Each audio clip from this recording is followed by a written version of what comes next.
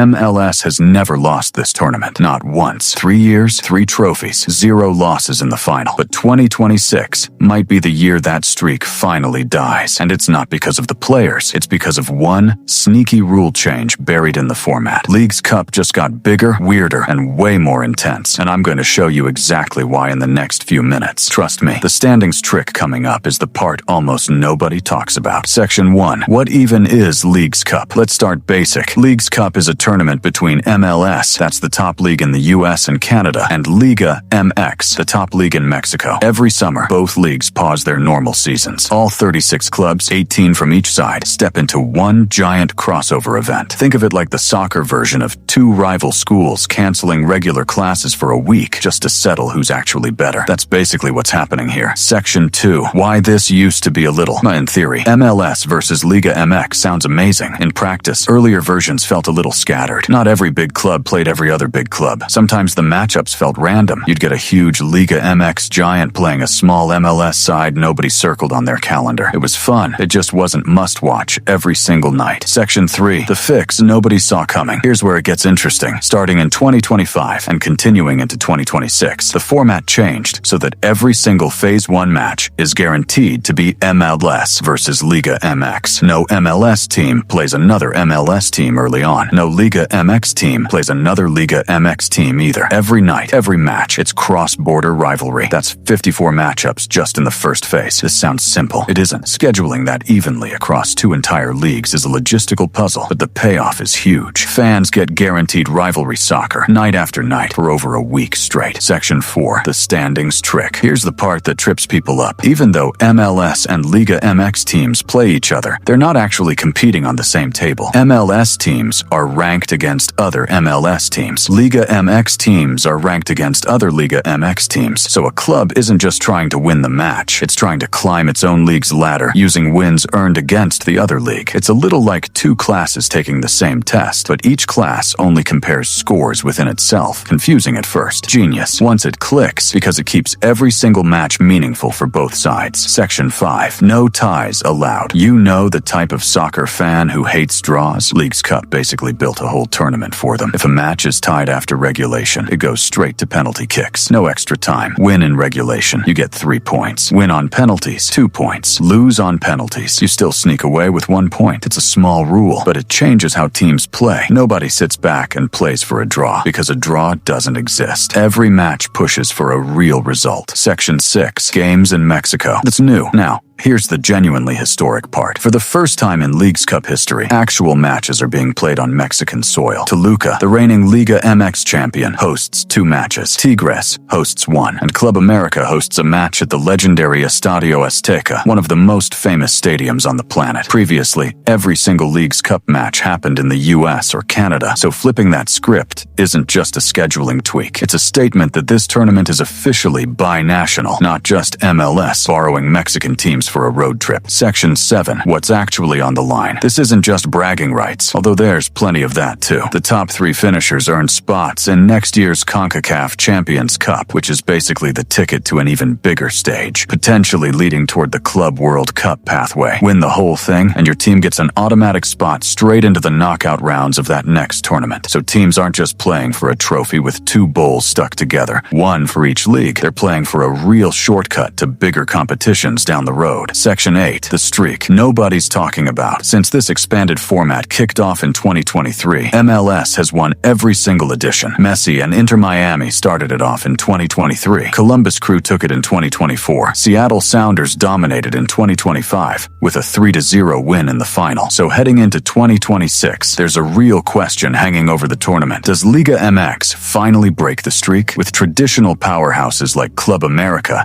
and Tigres hosting home matches on their own turf, this might be their best shot yet. Ending. So, let's loop back to where we started. 3 years, 3 MLS trophies, 0 losses. But now you know why 2026 is different. Games in Mexico, no draws allowed. Liga MX's biggest clubs hosting on their own turf, and a standing system built to make every single match count. If you had to sum it up in one line, It's this. League's Cup stopped being a summer side event and became the fight for North American soccer supremacy. So here's my question for you. Does 2026 finally end MLS's streak? Or does Liga MX choke again on the big stage? Drop your prediction in the comments. And if you want more sports explainers like this one, breaking down the stuff everyone talks about but nobody actually explains, go ahead and subscribe.